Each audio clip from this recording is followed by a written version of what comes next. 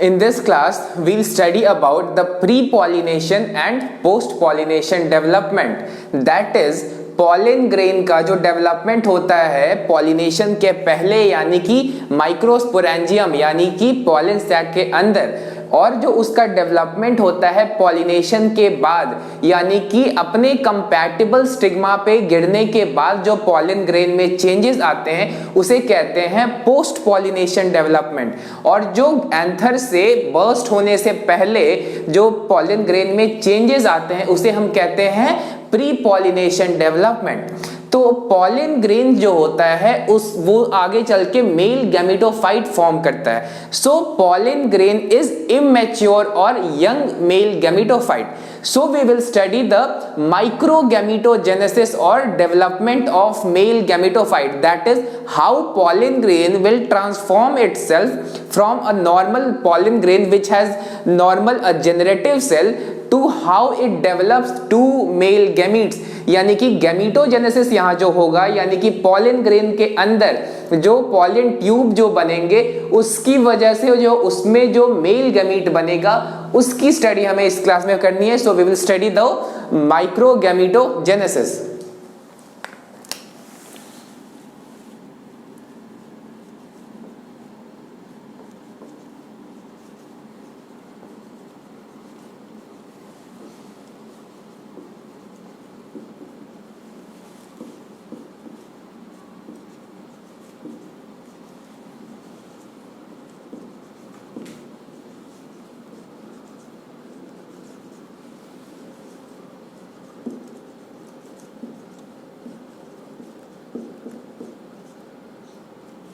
तो male gametophyte उसे कहते हैं जिसके अंदर गैमीट का फॉर्मेशन होता है। So we had seen that pollen grains had two cell, that is generative cell and the tube cell और vegetative cell. So we did not see any pollen grain having a male gamete. So that happens in the case of 60% of the angiosperms and who are mostly dicots.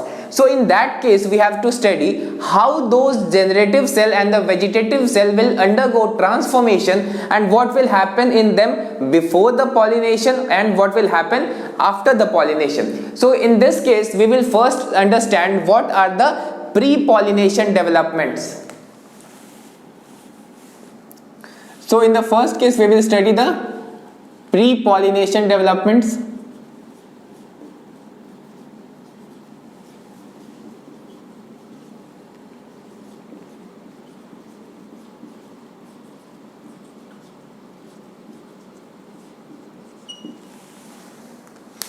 तो यहाँ पर हमने देखा था कि pollen grain का जो formation हुआ था वो टेट्रैड के अंदर हुआ था। टेट्रैड यानी कि 4 पॉलन ग्रेन्स या 4 माइक्रोस्पोर्स कैलोज के लेयर के अंदर जुड़े हुए थे, तो उन्हें हम कहते हैं pollen tetrad. We had seen this in our earlier classes.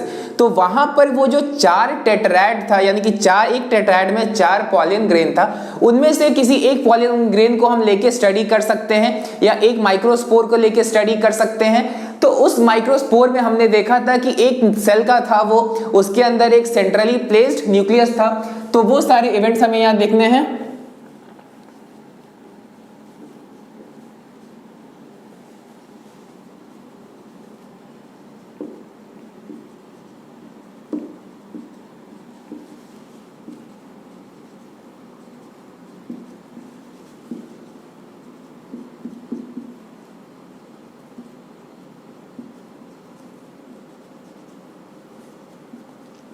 तो जो नया पॉलन टेट्रैड में माइक्रोस्पोर बना था उसमें क्या था, सेंटर में न्यूक्लियस था।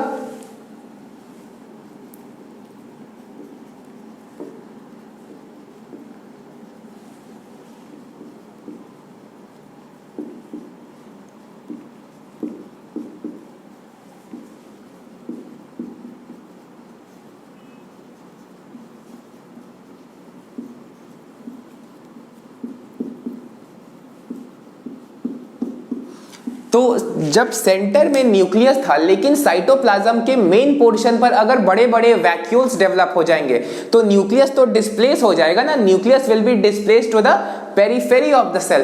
Therefore, in the case of pollen grains with vacuoles, nucleus would not be in the central place, it would be push to the periphery और the towards the cell wall और the towards the cell membrane.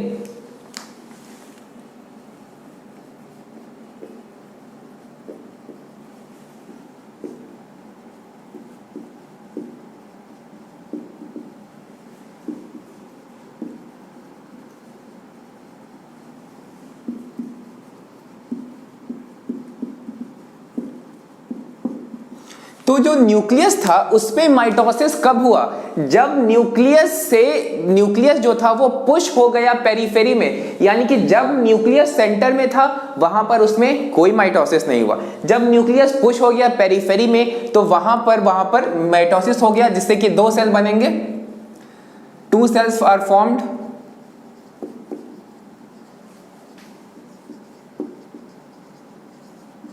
पहला वाला जो बड़ा cell होता है that is called as tube cell, या उसे हम वेजिटेटिव सेल भी बोलते हैं। और जो दूसरा होता है उसे हम कहते हैं जेनरेटिव सेल।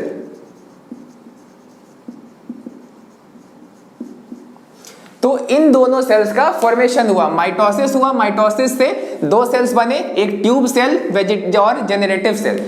जो ट्यूब सेल है वो लार्ज है,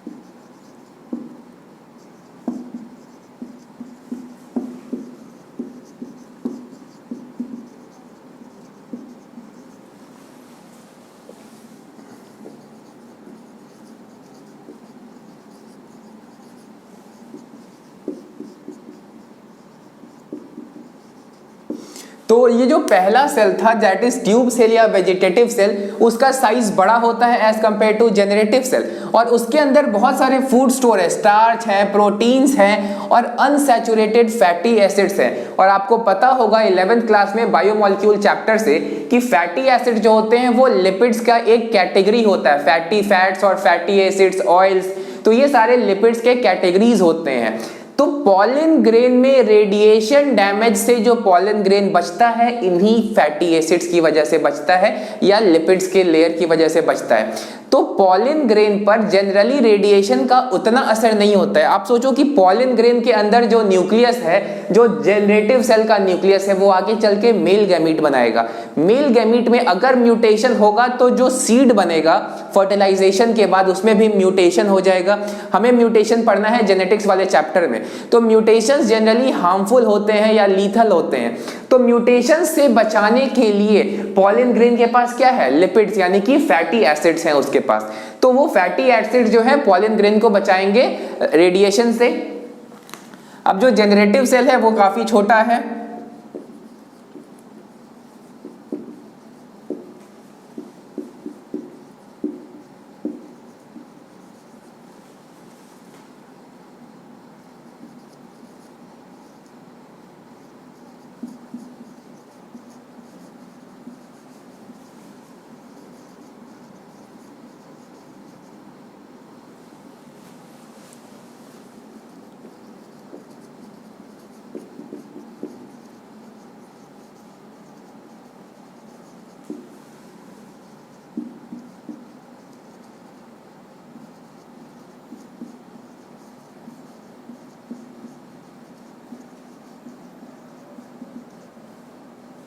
तो यहां पर हमने देखा था कि जो जनरेटिव सेल बना था वो काफी छोटा होता है और उस जनरेटिव सेल के चारों तरफ एक कैलोस का लेयर बन जाता है। हमने देखा था कि पॉलन ग्रेन जो था, पॉलन ग्रेन के टेट्राएड वाले स्टेज में भी कैलोस का लेयर था और यहां पर भी इस जनरेटिव सेल के बाहर कैलोस का लेयर बना है, ना कि इस ट्यूब या वेजिटेटिव सेल के अंदर। तो यहां पर हमने देखा कि दो सेल के स्टेज वाले जगह पर है ये, एक ट्यूब सेल और एक जनरेटिव सेल।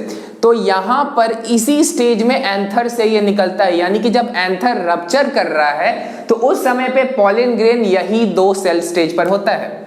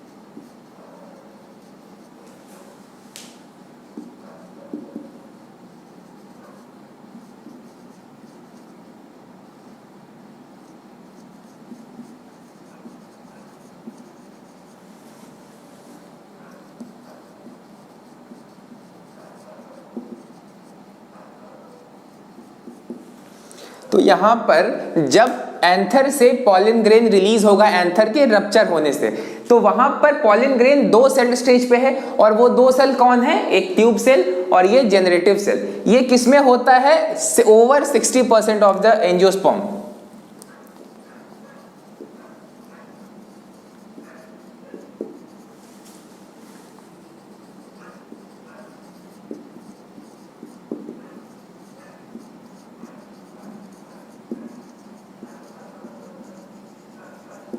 यानी कि 60% एंजियोस्पर्म्स के अंदर ऐसा ही होता है, लेकिन बाकियों में क्या होता है, तो रिमेनिंग में क्या होता है,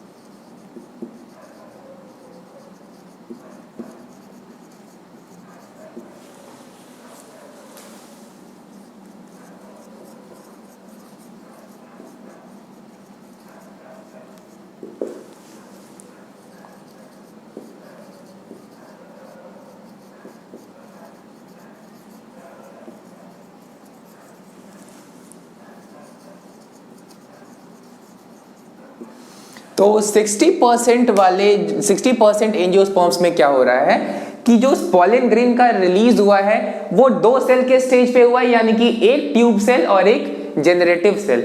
लेकिन बाकी के 40% एंजियोस्पर्म में क्या होगा कि जो ये जेनरेटिव सेल था ये डिवाइड कर जाएगा दो मेल गैमीट्स में। तो दो मेल गैमीट्स में वो डिवाइड कर जाएगा, तो टोटल 3 सेल हो जाएंगे ना, एक जेनरेटिव सेल और एक ट्यूब सेल हो जाएगा, और दो मेल गैमीट कहां से आए, तो ये जेनरेटिव सेल जब डिवाइड करेगा तो वो बनाएगा दो मेल गैमीट।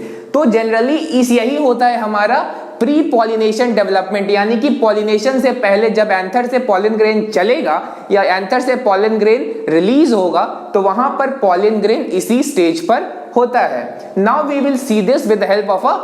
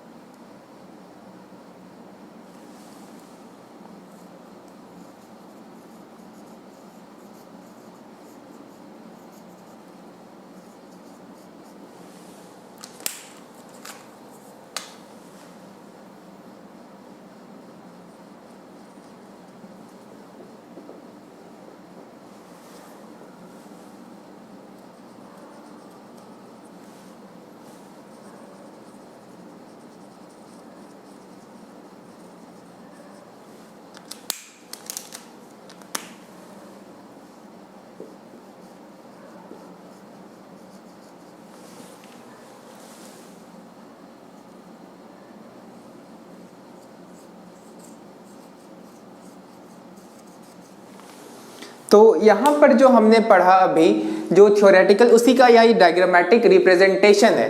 तो यहाँ पर सबसे पहले हमने देखा कि एक नॉर्मल सा पॉलन ग्रेन है जिसमें एक सेल है और एक न्यूक्लियस है, और एक्साइन और एंटाइन जो हमने पहले ही पढ़ा था कि उसके 2 लेयर्स होते हैं। लाइकवाइज अब हमने सबसे पहले पढ़ा था कि यहाँ वैक्यूलेशन अगर्स, यानी कि वैक्यूल का फॉर्मेशन होगा। तो जब बीच में वैक्यूल बन जाएगा तो नीचे में न्यूक्लियस को पुश कर देगा साइड की तरफ पुश करने के बाद क्या हुआ था, माइटोसिस हुआ था। कहां पर, पेरीफेरी में। तो यहां पर माइटोसिस हो गया। माइटोसिस होने के बाद 2 सेल बनेंगे, छोटा वाला जेनरेटिव सेल और ये जो बड़ा वाला है ट्यूब सेल। और उसके बाद ये ट्यूब सेल का न्यूक्लियस और ये जेनरेटिव सेल का न्यूक्लियस। तो इसी प्रोसेस को हमने यहां पर देखा है in the form of a diagram. यहां पर इंपॉर्टेंट ये है कि माइटोसिस कहां पर हो रहा है, सेंटर में या साइड में, और उसके बाद माइटोसिस के बाद जेनरेटिव सेल के न्यूक्लियस अलग हो रहे हैं और जो ट्यूब सेल है उसका न्यूक्लियस अलग हो रहा है। सो यहां पर ये प्रोसेस काफी इंपॉर्टेंट है। सो ये सारा जो डेवलपमेंट हमने पढ़ा है ये एंथर से निकलने से पहले हो रहा है पॉलन ग्रेन के अंदर, यानी कि ये प्री पॉलिनेशन है। अब हमें देखना है कि पोस्ट पॉलिनेशन, यानी कि जब एंथर से पॉलन ग्रेन चलने के बाद किसी भी मीडियम से जब ट्रांसफर होगा वो स्टिग्मा तक, उसके बाद क्या उसमें डेवलपमेंट होंगे। तो स्टिग्मा पर गिरने के बाद जो भी चेंजेस पॉलन ग्रेन में होता है उसे हम कहते हैं पोस्ट पॉलिनेशन डेवलपमेंट।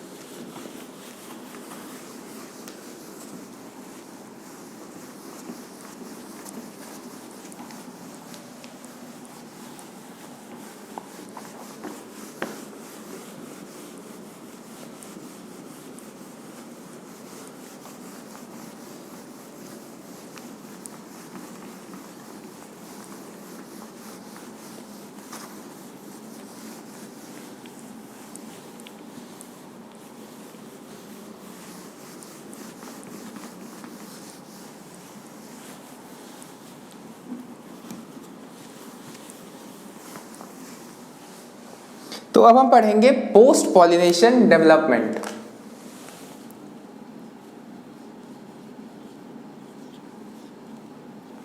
यानी कि स्टिग्मा पर जब एंथर गिर जाएगा उसके बाद क्या होगा।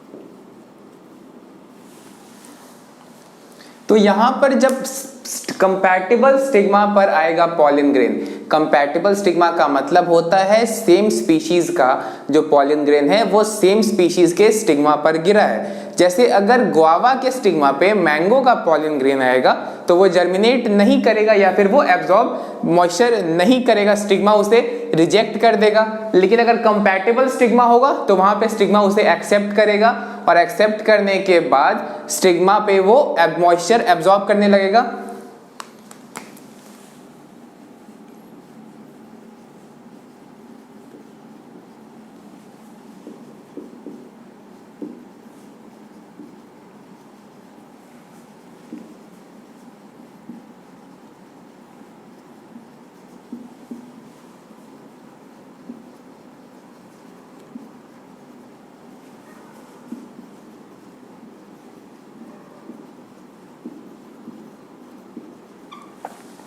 तो पिछली क्लास में हमने देखा था कि पॉलिन ग्रेन का जो एग्जाइम जहां पर एब्सेंट होता है उस पॉइंट को कहते हैं जर्म पोर या जर्मिनल फर्रो।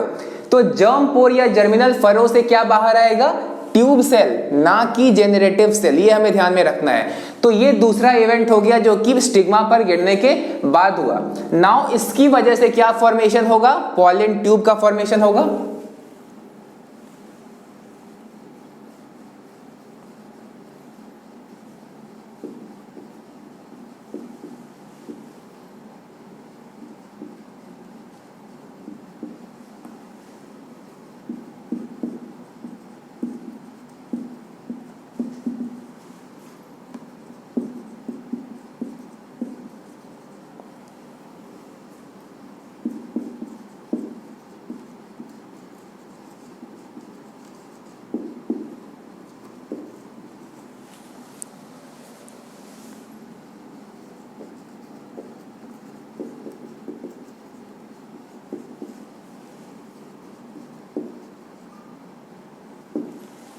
तो पॉलिन ट्यूब ने ट्यूब सेल से की मदद से पॉलिन ट्यूब बना लिया, यानी कि जो पॉलिन ग्रेन था उसने ट्यूब सेल की मदद से क्या बनाया? Pollen tube. अब जो भी ट्यूब सेल के अंदर था वो कहां चला जाएगा? पॉलिन ट्यूब के अंदर, यानी कि जो ट्यूब सेल के अंदर था क्या क्या था? उसका साइटोप्लाज्म, उसका वैक्यूल्स, उसका जो भी न्यूट्रिएंट था, और उसका उसी के अंदर हमने देखा था कि एक जेनरेटिव सेल भी था। तो जेनरेटिव सेल और ट्यूब सेल का सारा कंटेंट कहां आ जाएगा? पॉलिन ट्यूब के अंदर। ये हो गया दूसरा इवेंट। इसके बाद क्या होगा कि पॉलिन ट्यूब खुद ही से कुछ एंजाइम सेक्रीट करेगा, जैसे कि लाइसोजाइम या फिर अदर लाइक हाइड्रोलाइटिक एंजाइम्स जो कि पेक्टिनेजेस होते हैं, या फिर अदर एंजाइम्स होते हैं जो कि स्टिग्मा के नीचे वाला पोर्शन जिसे हम स्टाइल कहते हैं, उस स्टाइल के मटेरियल को डिसॉल्व करता है और नीचे की ओर मूव करता है।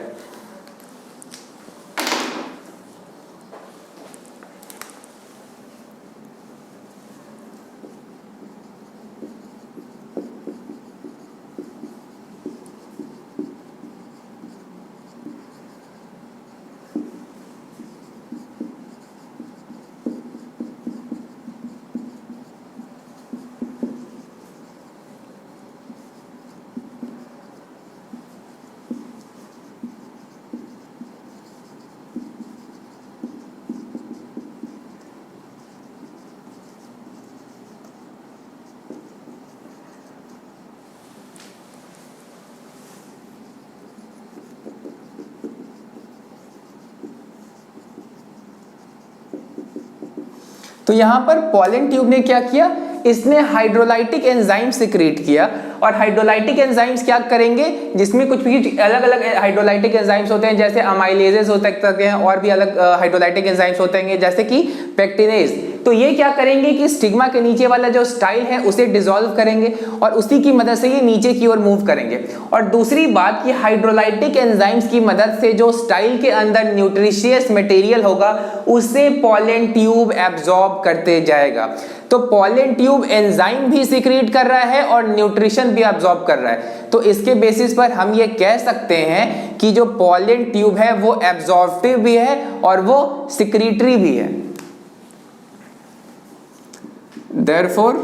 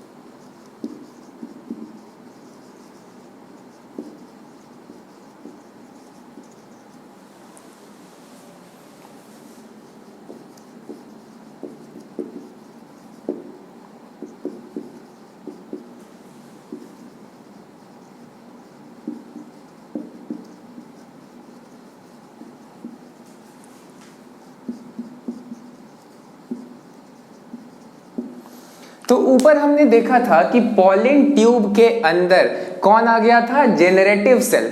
तो जेनरेटिव सेल पॉलन ट्यूब के अंदर आने के बाद डिवाइड कर जाएगा और जेनरेटिव सेल से क्या बनेंगे, 2 मेल गैमीट। और हमने थोड़ी देर पहले देखा था कि 60% एंजियोस्पर्म्स में पॉलन ग्रेन 2 सेल के स्टेज पे रिलीज होता है, लेकिन अगर पहले से ही 3 सेल होगा, यानी कि 2 मेल गैमीट और 1 ट्यूब सेल, तो वैसे केस में तो यहाँ पे जेनरेटिव सेल को डिवाइड करने की जरूरत ही नहीं होगी, क्योंकि वो पॉलन ग्रेन में ही डिवाइड हो चुका था जब वो एंथर के अंदर था तभी।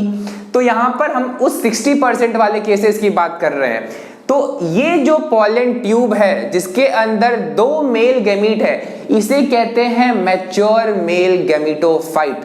तो हमने पॉलन ग्रेन को भी गैमीटोफाइट कहा है और इस पॉलन ट्यूब को भी गैमीटोफाइट कहा जा रहा है, लेकिन डिफरेंस क्या है, जो पॉलन ट्यूब है पॉलन ग्रेन के साथ का जो अपर पोर्शन है उस पूरे स्ट्रक्चर को कहेंगे मैच्योर मेल गैमीटोफाइट, क्योंकि यहाँ पर 2 मेल गैमीट्स बन चुके हैं। अब इसे हम गैमीटोफाइट कह सकते हैं और ना कि पॉलन ग्रेन को इनिशियल स्टेज में कहते हैं, इसीलिए उसे वहां पे कहा गया था यंग मेल गैमीटोफाइट या immature mail gametophyte.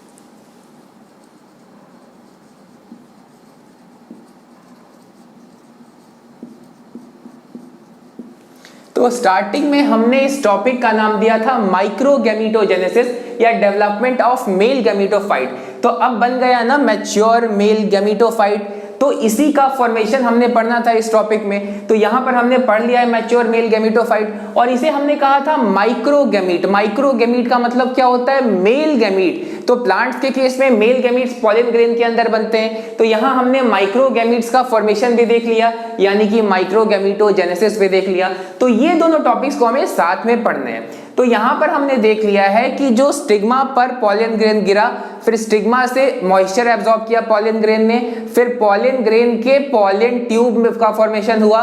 Pollen tube का फॉर्मेशन किसके द्वारा हुआ, तो वो हुआ पॉलन ट्यूब के ट्यूब सेल की वजह से। तो ट्यूब सेल आया नीचे और उसके अंदर आया generative cell. Generative cell divide करके 2 मेल गैमीट में बन गया।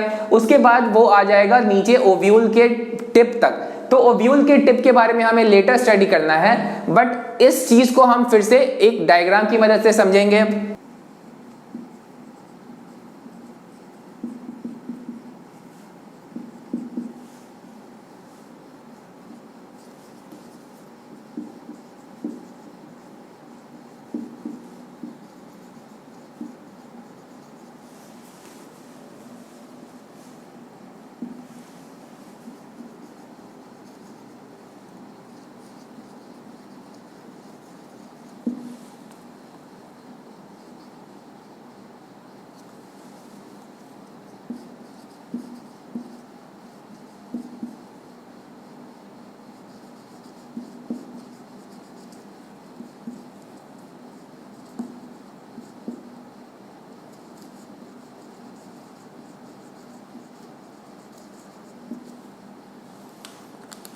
तो यहां पर हमने देखा कि ये जो पॉलन ग्रेन है, ये सबसे पहले ये पॉलन ग्रेन का फॉर्मेशन कैसे हुआ था 2 सेल्ड का, वो हमने प्री पॉलिनेशन डेवलपमेंट में देखा था।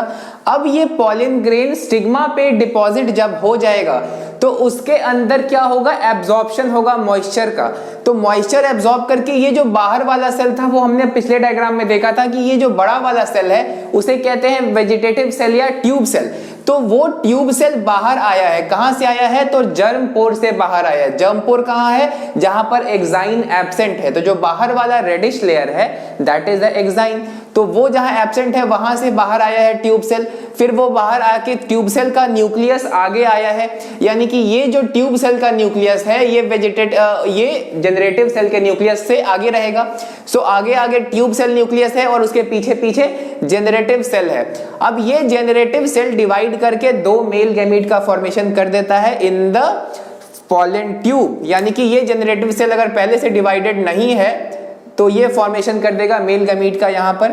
और ये जो ट्यूब सेल का न्यूक्लियस है ये डीजेनरेट कर जाएगा, यानी कि ये टूटने लगेगा और ये खत्म भी हो सकता है, इसीलिए I have written it may degenerate. तो ये जो डेवलपमेंट है ये कहाँ होता है? ये फीमेल के पिस्टिल पर होता है, दैट इज उसके कार्पेल।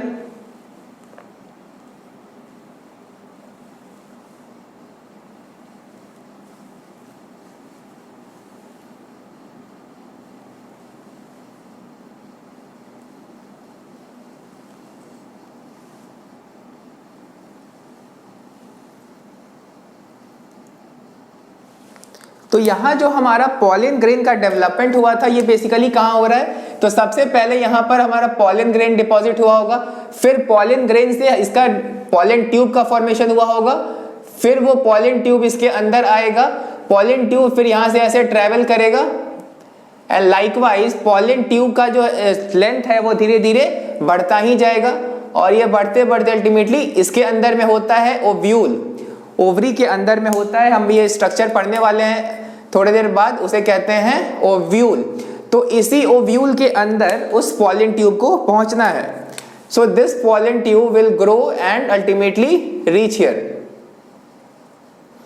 तो ये जो पॉलन ट्यूब है यहाँ पर स्टिग्मा पर डिपॉजिट हुआ, फिर उसने मॉइस्चर एब्जॉर्ब किया और फिर इन स्टेजेस से होते हुए वो गुजर के अल्टीमेटली कहाँ पहुंच जाएगा?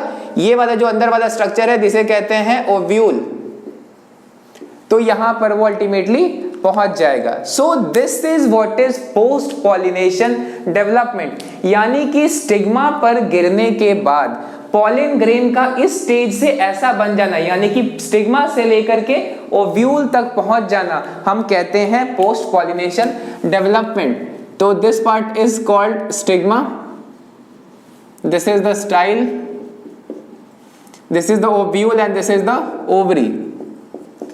तो स्टिग्मा पर गिरने के बाद पॉलन ग्रेन का जो ग्रोथ हो रहा है, डेवलपमेंट हो रहा है, ट्यूब्स न्यूक्लियस बन रहा है या फिर जो मेल गैमीट्स बन रहे हैं, पॉलन ट्यूब बन रहा है, ये सारा कहते हैं पोस्ट पॉलिनेशन डेवलपमेंट, जिसकी थ्योरी हमने जस्ट अभी पढ़ी थी। So now we have completed pre pollination development as well as post pollination development.